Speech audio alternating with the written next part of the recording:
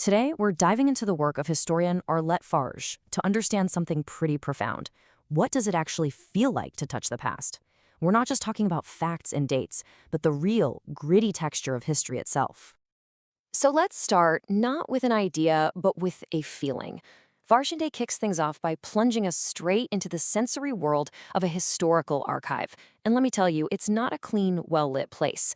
It's a world of cold, of dust that literally gets under your skin. It's a physical experience before it's an intellectual one. You see, before you can even begin to hear the voices of the past, you have to enter their world. You have to make this physical descent into these forgotten rooms, a place of cold, dust, and just this immense silence. Farge paints this incredible picture of the archive, not as a library, but as a physical environment you have to survive. I mean, we're talking about kilometers of shelves covered in this fine-grade dust. It's a place defined by decay, by an intense silence, and a damp, penetrating cold that makes you tense up.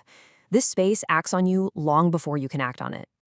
Okay, and this is absolutely crucial to get. Why is an archive so different from, say, a history book?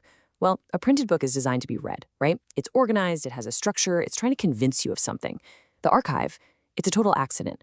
It's the raw, unfiltered trace of lives that were never meant to be recorded. These are words forced out of people in moments of crisis, a police report, a desperate plea. One is a neat story. The other is a chaotic tear in the fabric of everyday life. And I just love this because it shows the very human side of all this. Farge gives this hilarious description of the silent, daily war that researchers fight just to get the best seat in the reading room. It's this ruthless, unspoken battle that reminds us that even the most profound intellectual journey can start with something as simple and as human as fighting for elbow room. So, you've made it. You've descended into this cold, silent world. You're sifting through endless, monotonous documents. And then, all of a sudden, you find something that just stops your heart. You get this direct, electrifying connection to a forgotten life.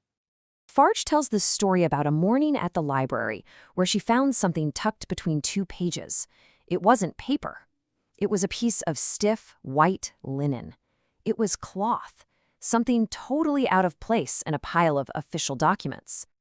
It turned out to be a letter, a secret message written on that piece of cloth by a prisoner to his wife. It's full of this incredible love and desperation. And he creates this beautiful secret code for her to signal back to him, just to let him know his message of love got through. But here's the absolute gut punch. The fact that Farge is holding this letter in the archive tells us the end of the story. It means it was intercepted, his wife never got it, he never got his signal back, there was no tiny blue cross. So this piece of cloth isn't just a message of love, it's the physical proof of a hope that was crushed. And it happens again. In another file, another jolt. This time she finds a tiny 200-year-old cloth sachet pinned right to a letter. And you can tell there's something inside. Now, get this. It was sent by a country doctor who was genuinely trying to understand science, but through this lens of folk belief. He claimed these seeds came from a young woman's breasts every month. And when Farge opens this tiny 200-year-old bag, the seeds spill out and they're still golden. It's this bizarre, incredible moment of touching something from a completely different reality. These encounters are what Farge calls the effect of the real. It's that overwhelming, emotional jolt you get, a feeling that you've suddenly torn a veil and you are finally directly touching the past. For just a second, holding that letter or seeing those seeds, you believe the barrier of time has just vanished. But, and this is a huge but, as powerful as that feeling is, Farge warns us that this effect of the real, it's a mirage. That emotional high is just the beginning. The really hard work for the historian starts right after that thrill fades away. Think about it.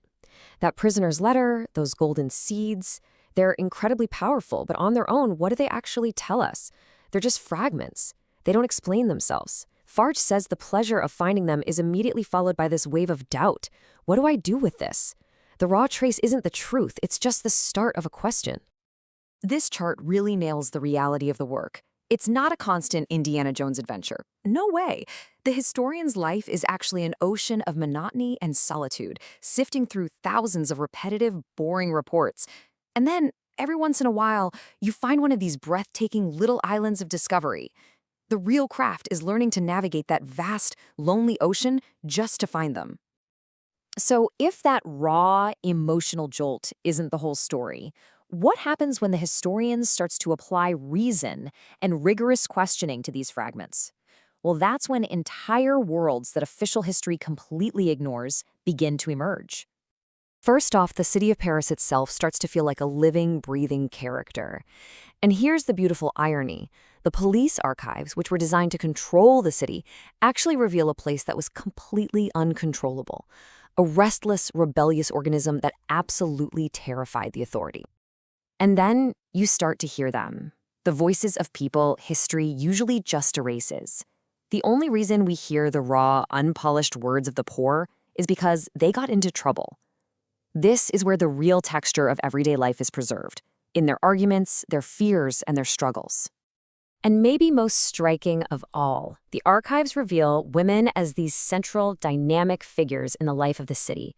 They are everywhere, running businesses, managing neighborhoods, leading revolts. Farge even points out that their testimony in the records is different from men's, often more direct, more detailed, giving us this unique window into their world. So, all of this brings us to the historian's craft. How do you actually take these fragile, chaotic pieces of life and turn them into something coherent, something we can understand as history? Well, Farge argues that it all exists in this tension between two powerful forces. On one side, you've got passion, that thrill of discovery, the empathy for these lost voices. On the other side, you've got reason, the cold, hard analysis, the intellectual distance you need to interpret things clearly. The real art of being a historian is balancing these two. You can't let one overpower the other. And for Farge, a huge part of this craft is the slow, almost obsessive act of copying texts by hand. It sounds inefficient, right? But she says it's how you get closer to the rhythm of the past. It's like an artisan's gesture. It forces you to slow down and let the language just seep into your bones. And ultimately, the real work is about understanding that the archive is defined just as much by its silences as by its words. A historian's job isn't just to report what's written on the page, but to listen for what isn't there, what was left out, what couldn't be said. Because sometimes the deepest truths are found in those gaps. Arlette Farge's journey really shows us that history isn't a static set of facts. It's a deeply human act of listening. And it leaves us with a really important question. The archives she explored were physical, they were accidental. Our lives, on the other hand, are being recorded in fleeting digital pixels and curated data streams.